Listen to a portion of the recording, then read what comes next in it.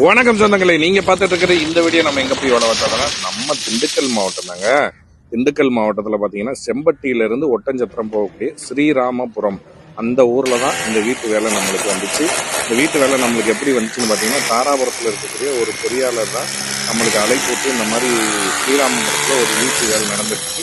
அந்த வீட்டுக்கு வந்து கேஸ் காப்பர் பைப் வச்சோம்னா ஒரு 6 மாதத்துக்கு முன்னாடியே நம்மகிட்ட ஐடியா கேட்டாங்க. அப்புறம் நாங்கள் சொல்லியிருந்தோம் கட்டட வேலைகளை முடித்த பிறகு அழைப்பு வச்சுருந்தாங்க. அதாவது கன்சல்ட் பண்ணுறதுனால வீட்டுக்கு வெளியில் வந்து காப்பரை கொண்டு வந்து உள்ளே வந்து கார் பார்க்கிங் மாதிரி கீழே போட்டிருந்தாங்க. அந்த கார் பார்க்கிங்குள்ளே வச்சு சிலிண்டர் வச்சு இது உள்ள வெளியிலேயே வந்து கன்சீல் பண்ணி ஃபர்ஸ்ட் ஃப்ளோருக்கு கொண்டு போகிற மாதிரி ஒரு இது இருந்துச்சு.